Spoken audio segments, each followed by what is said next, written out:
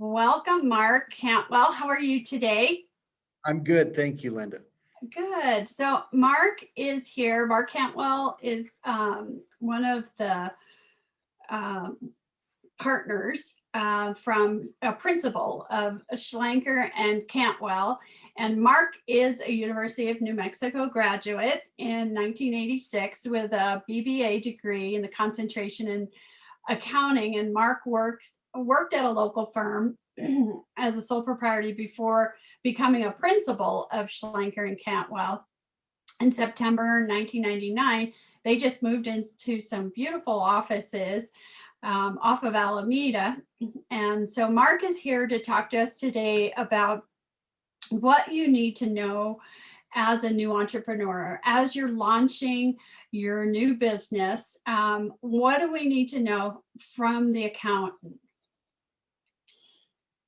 Well, it's an exciting time, Linda. For anybody that's starting a new business, obviously there's a lot of energy and enthusiasm, and it's very easy to get bogged down with the administrative aspect of starting a new business. And included in that administrative aspect is, oh, I got to think about the accounting function. And nobody gets really excited about thinking about the accounting function, and that's certainly not why anybody wants to go into business. But it's important and necessary, and you really can't get very far unless you've done some things relative to thinking through how you want your business to be set up and how you're going to take care of this accounting need that exists within your business. So my encouragement is to do some self-inspection and to essentially say, what is it I'm hoping to accomplish with my business? How large do I perceive my venture to be? And when I say how large, I mean in terms of not just revenue, but am I going to have a number of employees? Physical location versus am I just doing internet activity? All those kinds of things have to be built into the equation. But first and foremost, when you're planning your business, you want to figure out what type of entity you want to be. And in some cases, maybe need to be. So there's three real options out there.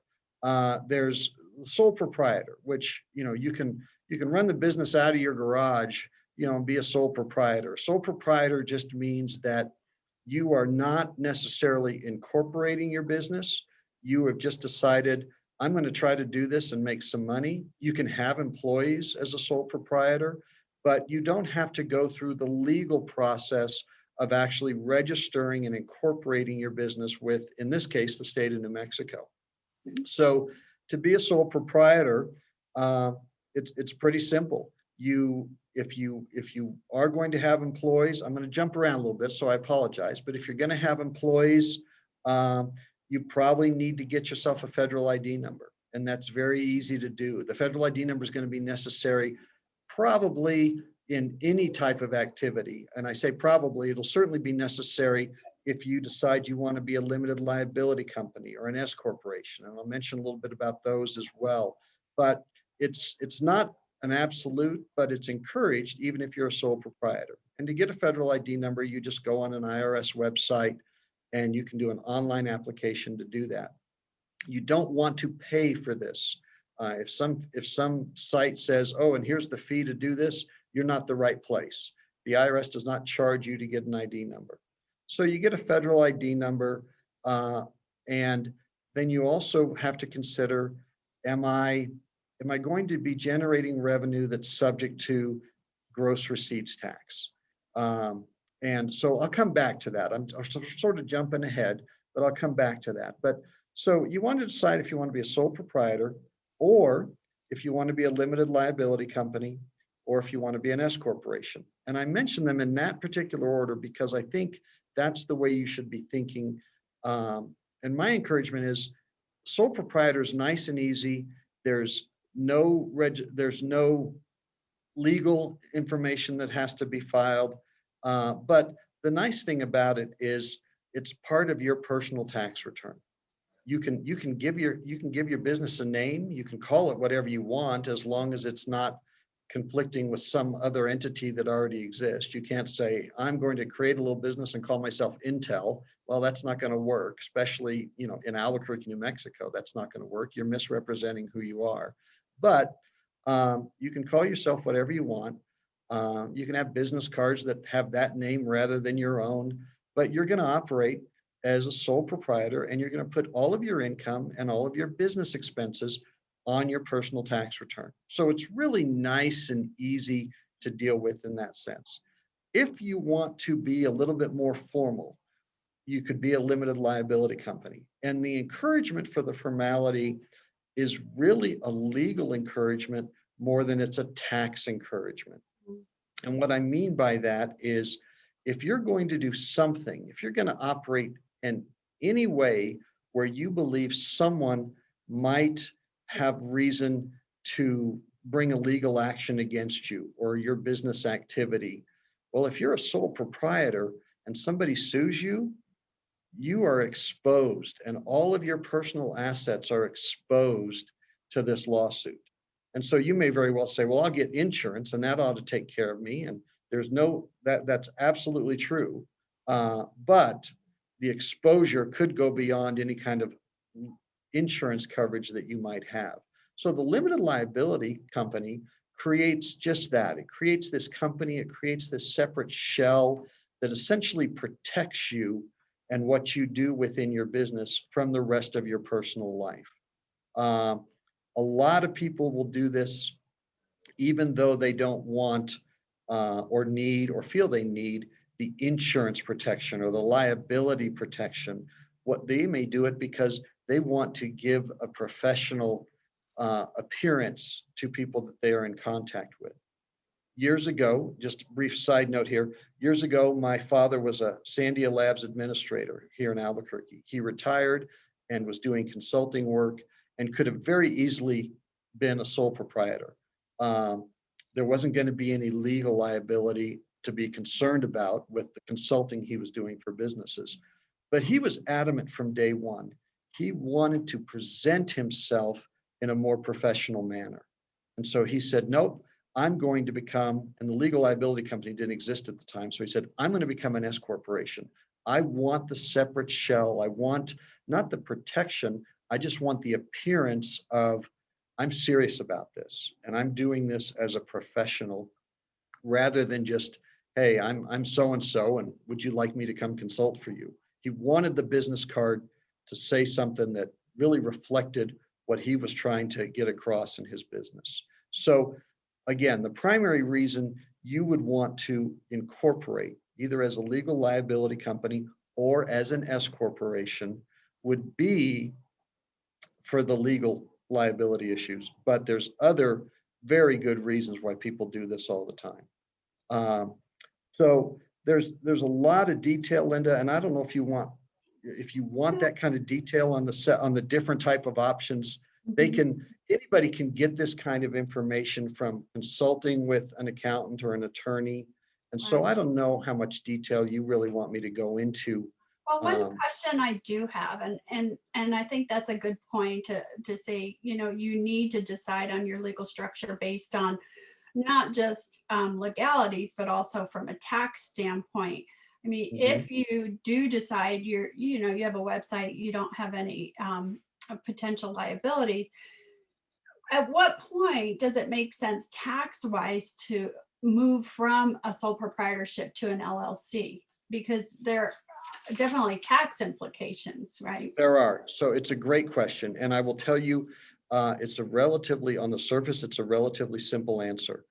There's no difference in taxation for a sole proprietor or for a limited liability company. And what you're dealing with tax-wise is obviously federal income tax. In the state of New Mexico, there's state income tax, and there's what's called self-employment tax. And self-employment tax is sort of this hidden secret tax that comes up and bites a lot of people that are sole proprietors or are making money in their limited liability company. So let me emphasize, what's going to be taxed is your net income. So you're going to have this business and you're going to make $50,000 of revenue in this business, but you're going to have $20,000 of expense, legitimate business expense. So Your net income is $30,000. It's the $30,000 that's going to be subject to the federal and the state income tax and the self-employment tax. And the self-employment tax is a fancy term for Social Security and Medicare.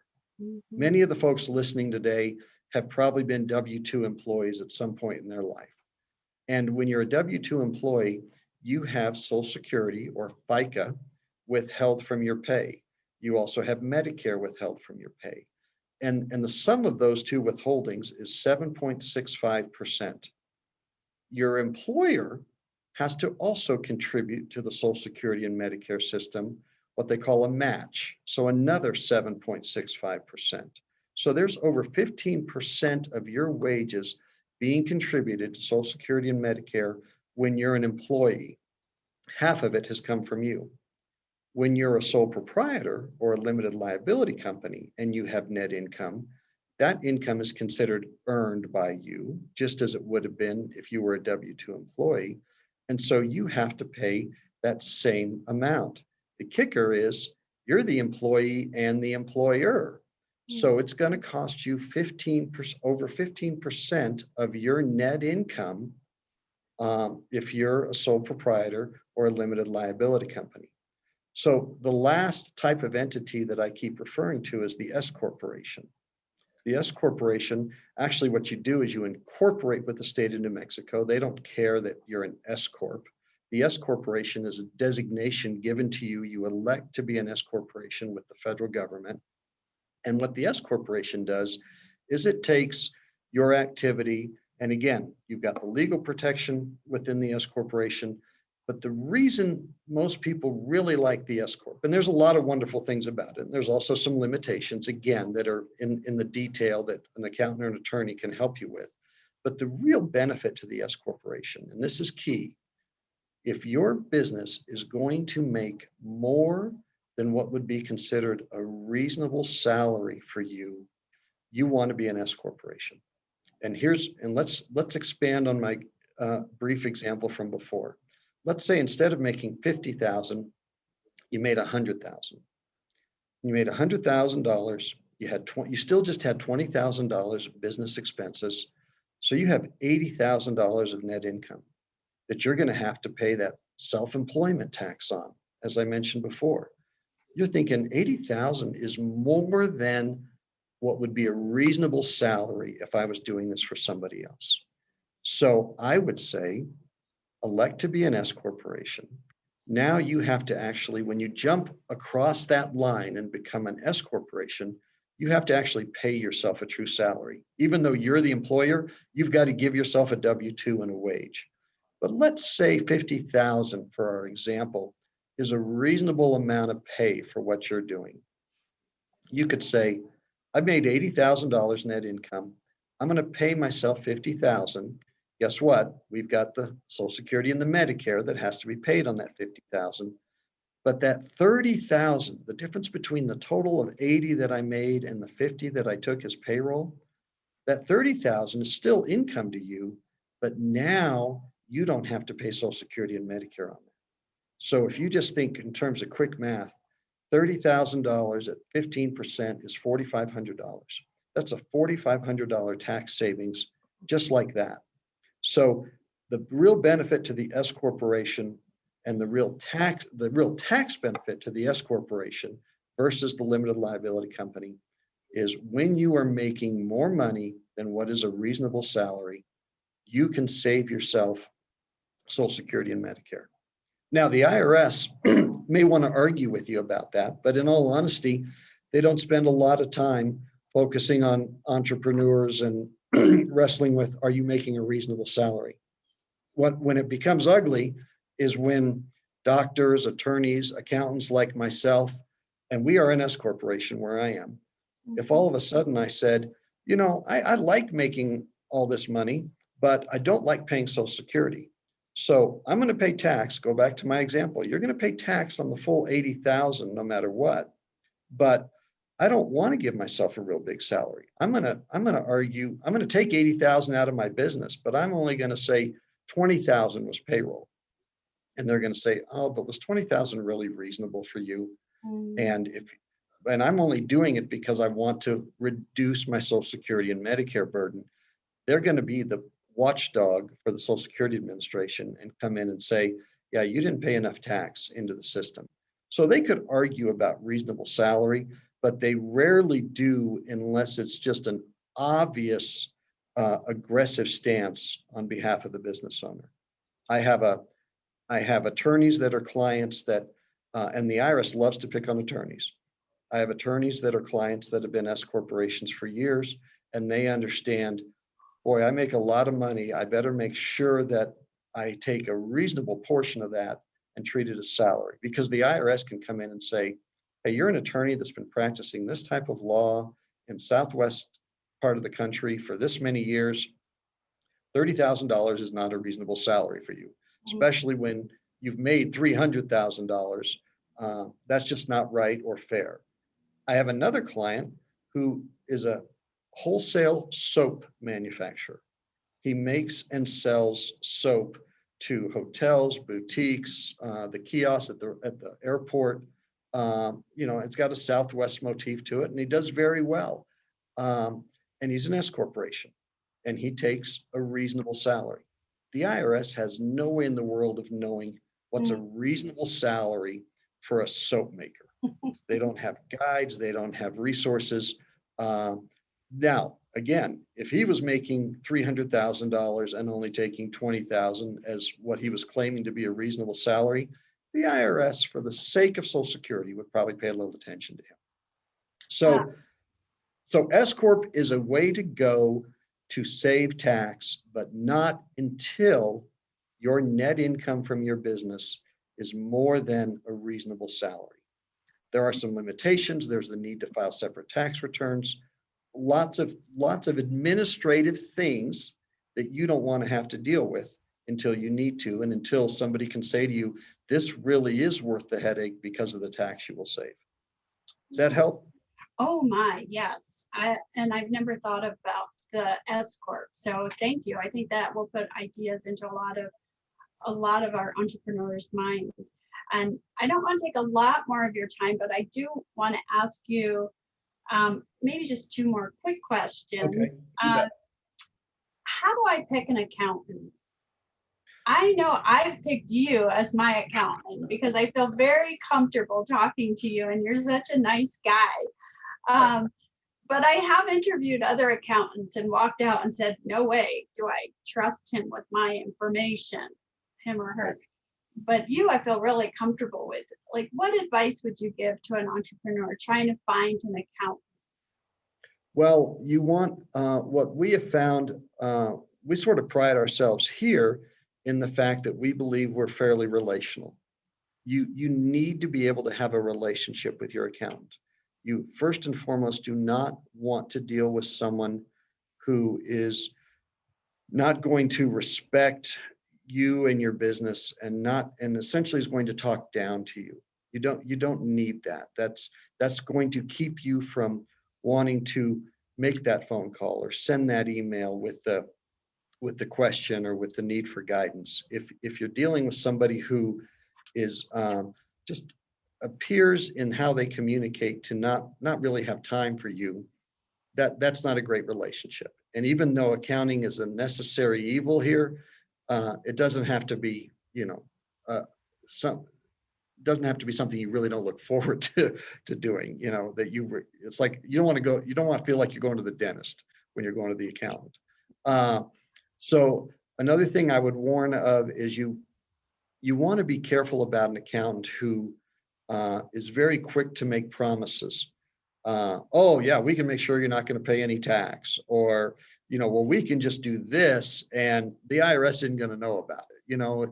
If you hear very aggressive responses to your general questions, you should ultimately be concerned about that. I'm not here for the sake of the IRS. I'm not an advocate for the IRS. There is truth to the fact that the IRS actually audits a very small percentage of tax returns.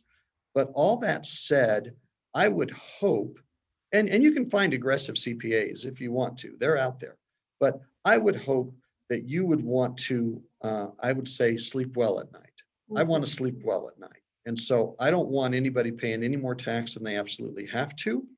But that's going to come from me having an understanding of the law and working within the law.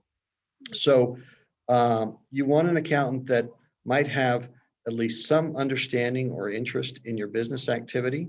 Accountants that think they are all things to all people, you should avoid at all costs, because the reality is we're not all things to all people. It's just like an attorney. You may go to an attorney to file for divorce, and the attorney, all they do is real estate transactions. So you're not going to the right attorney.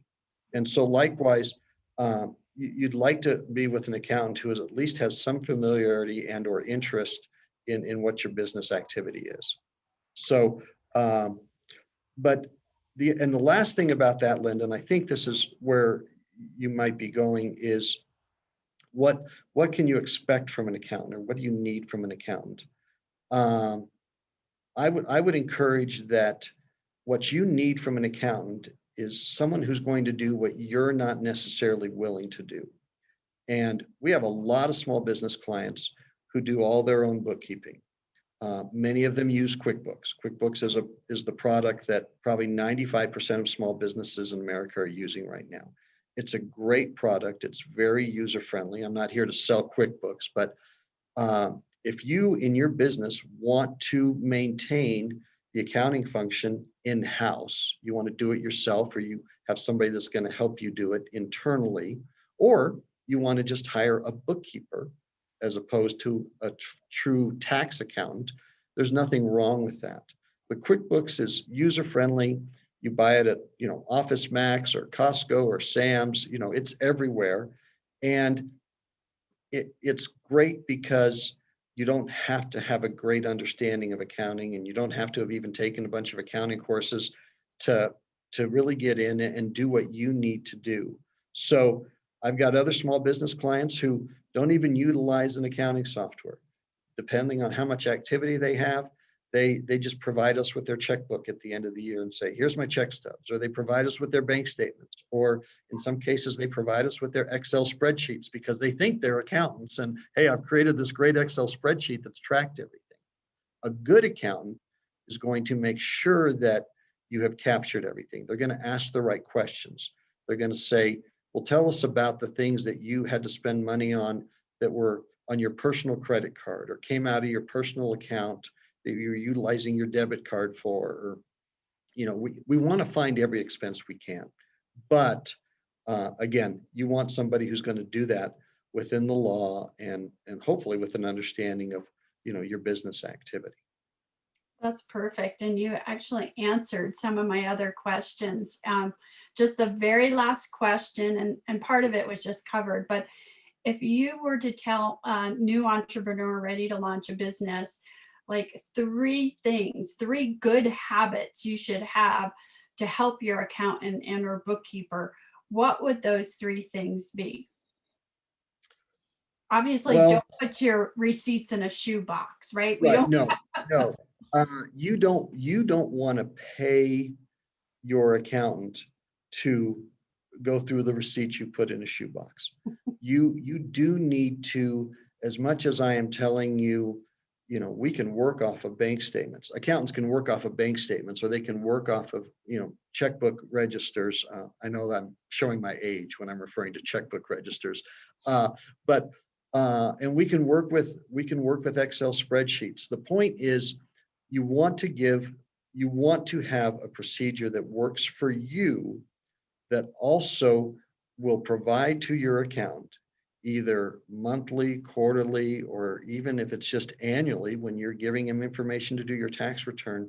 You want to be able to give your accountant something that captures everything, captures all of your income and all of your expenses. And again, an accountant can help you, set up or put practices in place to do that. But so thing number one, I guess, would be, you may not really want to have anything to do with accounting, but it's necessary. And so you have to deal with it. You cannot just ignore it and hope that it goes away, or hope that you will find that accountant who will take your your receipts out of a shoebox. And there are some that might. Now, nobody's going to be happy to do that during what we call our busy season when we're preparing tax returns. Nobody's going to want to take the extra time to do all the accounting work you didn't want to do all year long. But there's some that will. But guess what? They will charge you for it as well. So again, everything you do will save you funds in that sense. The second thing, and I don't know if I'm going to come up with a third, but the second thing, and probably the one that really jumps out at me, is we run into lots of new businesses and old businesses as well, but lots of new businesses who don't save for taxes, don't budget for taxes. They think, hey, there's money in the checkbook. I'm going to spend it. And if the tax burden is not placed right in front of them on an ongoing basis, they don't deal with it. A tax that we haven't talked about that exists for most entities in New Mexico, especially if you're doing something, whether it's a service or a product that you are selling to the general public, something we haven't talked about is gross receipts tax. Gross receipts tax is one more tax. It's a state level tax that you pay outside of your tax return. Essentially, the state looks at you as the agent. When I charge Linda for her tax return, I send her an invoice and it includes gross receipts tax. So Linda pays that invoice. We bring that money into the business and we are considered the collection agent for the state. We have to separate, this is our income and this is the tax we just collected for the state. And once a month, in our case, sometimes it can be quarterly or semi-annually, but once a month, we have to take all of that gross receipts tax we collected and remit it to the state of New Mexico. So you have to make sure that you are setting aside for taxes, not just income taxes, but potentially for gross receipts tax or sales tax. New Mexico doesn't have sales tax, they have gross receipts tax, but it is, the name shouldn't trip you up. It's sales tax, if that's what you're used to from where you might be from. But saving for tax is number two. And so again, you need to have some way in which you save for tax. The way we encourage a lot of our small business clients to do this is by essentially taking part of their revenue and setting it aside, literally, physically setting it into another account. Because if it just stays within your checking account where you deposit your revenue, it's too easy to spend it. And so we encourage you, most banks will allow you to create a savings or a money market account that work side by side with your bank account. We encourage folks, utilize those money market or savings accounts. Put a set amount aside so that when it's time to pay your gross receipts tax or your income tax, you're not in a panic saying, where am I going to get those funds? So that part two is really, and again, you want, in terms of an amount or the logic with which you should use, really depends on your business, also depends on if you have employees and payroll taxes and those kinds of things. So an accountant will give you good guidance towards that, but you should be aggressive in your thinking and essentially be saying to an accountant, I know I need to set aside funds, and this is how I plan to do it. I just need you to help me know what to set aside. And you're not going to like the number. I mean, you don't want to give anything to the tax man, but again, I keep using the term necessary evil. Paying taxes is a necessary evil. And so you want to be prepared, and that's the way to prepare. So that's a great I point. think thing three would be something that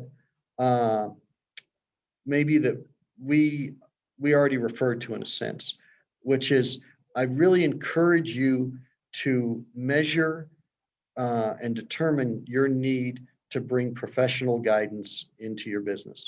Whether that is, I really need a CPA versus, hey, I got a bookkeeper who says I can do your tax return, and that may suffice and it may work just fine. I'm not downplaying the importance of a good bookkeeper as a potential professional that you're dealing with.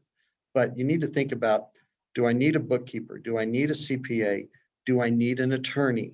Do I need to discuss insurance? And do I need a good, commercial insurance agent? And again, this sounds like something somebody really old would say, you probably want to make sure you have a good banking relationship. Mhm. You want to you want to know that the bank that you are dealing with potentially could offer you a line of credit or a loan if you needed funds to help you get going in your business, to help you capitalize and buy the equipment you need to get the business started. Um, so so again, I think the four most important are really the accountant, the attorney, the insurance agent, and the banker. You can certainly get insurance without having that kind of relationship with an insurance agent. You can go to a bank and never meet an individual and have the bank account set up that you need. But you want those relationships if you know you're going to need to rely on them for guidance or for financial resources. I think that's great. Thank you so much. You've given us so much to think about, and we appreciate your time, Mark.